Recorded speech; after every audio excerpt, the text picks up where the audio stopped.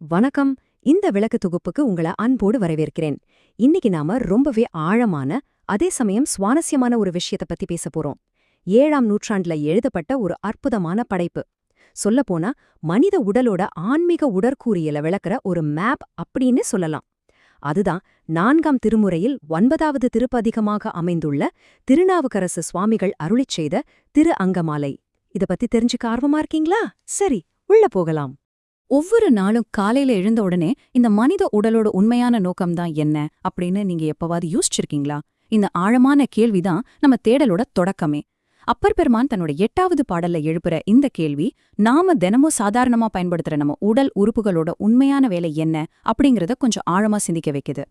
இத முழுமையா புரிஞ்சிக்க முதல்ல சைவ சித்தாந்தத்துல வர பதி, பசு, பாசம் அப்படிங்கிற 3 விஷயங்களை நாம தெளிவா தெரிஞ்சுக்கணும். இதுல பதி அப்படிங்கிறது இறைவன், அதாவது சிவன். பசு அப்படிங்கிறது நாமே, அதாவது உயிர்கள். பாசம் அப்படின்னா நம்மள கட்டி போட்டு இருக்கிற அகங்காரம், ஆசைகள். ஒரு முக்கியமான விஷயம் என்னன்னா, நம்ம கர்ம வினைகளை நாமளே கழிச்சுக்க முடியாது. அப்போ என்ன பண்றது? நம்ம உடல்ல இருக்கிற கருவிகளை இறைப்பணியில ஈடுபடுத்தி இந்த பாசத்தை அறுக்கிறத தவிர வேற வழியே இல்ல. உடல்ல உள்ள உறுப்புகளை, அதாவது அங்கங்களை எப்படி நல்வழிப்படுத்தி இறைப்பணியில ஈடுபடுத்துறதுன்னு சொல்றதாலதான் இந்த பதிகத்துக்கே அங்கமாலை அப்படின்னு பேரு வந்துச்சு. இப்போ திருநாவுக்கரசரை பத்தி கொஞ்சம் பார்க்கலாம். நாம அன்பா அப்பர் அப்படின்னு கூப்பிடுற இவருடைய கையில உளவார படை அப்படின்னு ஒரு கருவி எப்பவுமே இருக்கும். அவரை வெறும் வார்த்தைகளால மட்டும் நமக்கு பாடம் நடத்தல. தன்னோட சொந்த உடல் உழைப்பால பல கோவில்களை தேடி போய் சுத்தம் செய்யற அந்த உளவார பணி மூலமா பக்திய எப்படி உடலால் செயல்ல காட்டுறதுன்னு வாழ்ந்து காட்டின ஒரு மாபெரும் ஞானி அவரு. இப்படி சூடு நாட்டுல பல தலங்களுக்கு பயணம் செஞ்சு உழவார பணி செஞ்சுகிட்டே இருந்த அப்பர் ஒரு கட்டத்துல திருப்பூந்துருத்தி அப்படிங்கிற ஒரு ஊருக்கு வர்றாரு. அங்க ஒரு மடத்தை நிறுவி ரொம்ப நாள் தங்கியிருந்து தொண்டு செய்றாரு. அந்த நேரத்துல பிறந்ததுதான் இந்த திரு அங்கமாலை பதிகம். இது மனித குலத்துக்கு ஒரு நற்கதிய, அதாவது முக்திக்கு செல்ற வழிய காட்டுற பதிகம் அப்படின்னு சேக்கிழார் பெருமான் தன்னுடைய பெரிய புராணத்துல ரொம்பவே சிறப்பிச்சு சொல்லியிருக்காரு. இதுல ரொம்பவே ஆச்சரியமான ஒரு விஷயம் இருக்கு. அப்பர் தன்னோட பதிகத்தை எங்க இருந்து ஆரம்பிக்கிறார் தெரியுமா? உடம்போட உச்சியில இருக்கிற தலையில இருந்து. முதல் பாடல்லையே தலையே நீ வணங்காய் அப்படின்னு ரொம்ப உரிமையா உறுதியா கட்டளையிடுறாரு. அகங்காரத்தோட இருப்பிடமா இருக்கிற இந்த தலை மண்டையோட்டு மாலை அணிஞ்சிருக்க அந்த ஈசனை வணங்கி தன்னோட கர்வத்தை மொத்தமா விட்டுடமோ அப்படிங்கிறது தான் இதோட மிக ஆழமான அர்த்தம். அப்படியே கொஞ்சம் கீழே வந்தோம்னா 2வது பாடல் கண்களை பத்தி பேசுது. தினமும் உங்க கண்களால நீங்க எதையெல்லாம் தேடி தேடி பாக்குறீங்க. பல நேரங்கள்ல தேவையற்ற விஷயங்களை தான் நம்ம பாத்துக்கிட்டு இருக்கோம் இல்லையா? ஆனா அப்பர் என்ன சொல்றாருன்னா, கண்கால் காண்மீன்களோ, அதாவது பார்க்கடல்ல எழுந்த அந்த கொடிய நஞ்சினை சாப்பிட்டு நீல நிறமா மாறின கழுத்த கொண்ட எம்பெருமானை 8 கைகளை வீசி ஆனந்தமா ஆடுற அந்த சிவபெருமான கண்களே நீங்க பாருங்க அப்படின்னு ரொம்ப அழகா வழிகாட்டுறாரு. செவிகாள் கெண்மென் கலோ, இது 3வது பாடல். காதுகளுக்கான கட்டளை இது. செம்பவளம் மாதிரியும் எரியும் நெருப்பு மாதிரியும் சிவந்த நிறத்தை கொண்ட நம்ம தலைவனோட பெருமைகளையோ அவ செஞ்ச திருவிளையாடல்களையோ எப்போவுமே நீங்க கேளுங்க அப்படின்னு சொல்றாரு. அன்றாட வாழ்க்கையில நம்மள சுத்தி எவ்ளோ சலிப்பூட்டுற இரைச்சல்கள், அது எல்லாம் வடிகட்டிட்டு இறைவனோட புகழை கேட்கறதுக்கு மட்டுமே நம்ம காதுகளை முழுமையா பயன்படுத்தணும் அப்படிங்கிறது இங்க ரொம்ப தெளிவா சொல்லப்பட்டிருக்கு. இதுல நம்ம கவனிக்க வேண்டிய இன்னொரு அற்புதமான விஷயம் இருக்கு. மூச்சு விடுறது, பேசுறது, இதெல்லாம் நம்ம உடம்புல தானா நடக்கிற இயல்பான விஷயங்கள். ஆனா அதக்கூட விழிப்புணர்வோட எப்படி பக்தியா மாத்துறதுன்னு 4 மற்றும் 5வது பாடல்கள் நமக்கு கத்துக் கொடுக்குது. மூக்கே நீ முரலாய், வாயே வாழ்த்து கண்டாய் அப்படின்னு அவர் பாடுறாரு.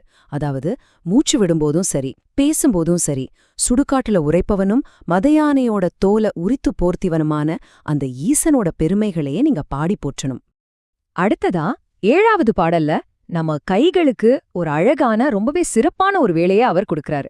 கை கால் கூப்பி தொளிரு அப்படின்னு சொல்றாரு. படம் எடுக்கிற பாம்பனை இடுப்புல இறுக்கமா கட்டியிருக்க பரமனை நோக்கி நல்ல வாசனையான மலர்களை தூவி கைகளை குவிச்சு தொழுறதுதான் நம்ம கைகளோட உண்மையான வேலை. நம்ம உடம்ப எப்படி ஒரு சிறப்பான கருவியா மாத்துறது அப்படிங்கிறதுக்கு இது ஒரு அருமையான உதாரணம். இப்போ நாம ஒரு நிமிஷம் ஆழமா யோசிப்போம். ஆக்கையால் பயன் என், கால்களால் பயன் என் அப்படின்னு 8 மற்றும் 9ஆம் பாடல்கள்ல அப்பர் நம்மள பார்த்து ஒரு நேரடியான கேள்விய கேக்குறாரு. சிவபெருமான் இருக்கிற கோயில வலம் வந்து பூக்களை தூவி வணங்காத இந்த உடம்பால நிஜமாவே என்ன பிரயோஜனம்? அதே மாதிரி கோக்கரணம் மாதிரியான அழகான கோபுரங்களை உடைய திருக்கோயில நோக்கி நடக்காத கால்களால என்ன பயன் இருக்க முடியும் சொல்லுங்க.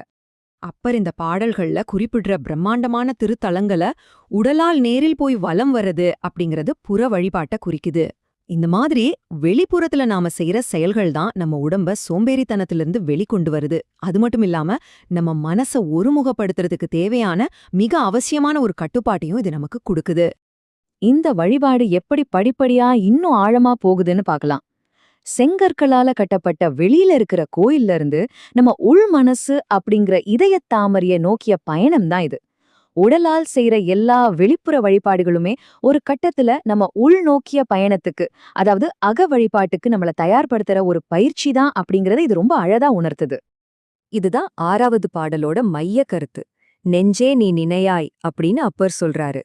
தலை, கண், காது, கைகள், கால்கள் அப்படின்னு உடம்போட வெளிப்புற உறுப்புகள் செய்யற எல்லா வேலைகளும் கடைசியில நம்ம நெஞ்சமும் மனசும் இறைவனை உள்நோக்கி முழுமையா தியானிக்கிறதுக்கான ஒரு ஆரம்ப நிலைதான். இமயமலையின் மகளான பார்வதியோட கணவனை எப்பவுமே நினைச்சுக்கிட்டு இருக்கிறது தான் நெஞ்சோட தலையாய பணி. இந்த முழு விளக்க தொகுப்போட உச்சக்கட்டமே 12வது பாடல்தான். திருமாலும் நான்முகனான பிரம்மாவும் தேடியும் கண்டுபிடிக்க முடியாத அந்த இறைவனை தேடி என்னுள்ளே தேடி கண்டு கொண்டேன் அப்படின்னு ஆச்சரியமா பாடுறாரு திருநாவுக்கரசர். நம்ம உடம்போட ஒவ்வொரு உறுப்பையும் இறைப்பணியில ஈடுபடுத்தி நம்ம செஞ்ச இந்த ஆன்மீக உடற்கூட்ட பயணத்தோட இறுதி இலக்கே இதுதான். அந்த மாபெரும் தெய்வீக சக்தி நமக்கு உள்ளேதான் இருக்கு அப்படிங்கறத முழுமையா உணர்றதுதான். சரி, இதுவரைக்கும் நாம பார்த்தத கொஞ்சம் சுருக்கமா பார்ப்போம்.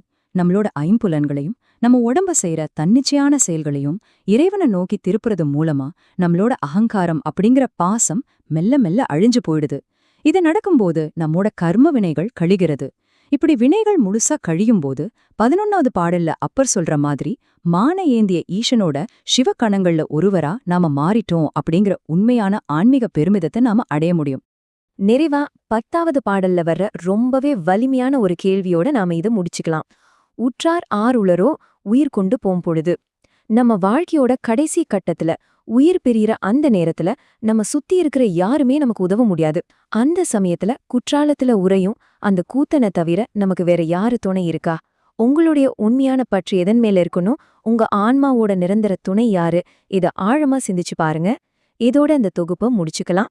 ஓம் நம சிவாய, சிவாய நம ஓம். திருச்சிற்றம்பலம், திருச்சிற்றம்பலம், திருச்சிற்றம்பலம்.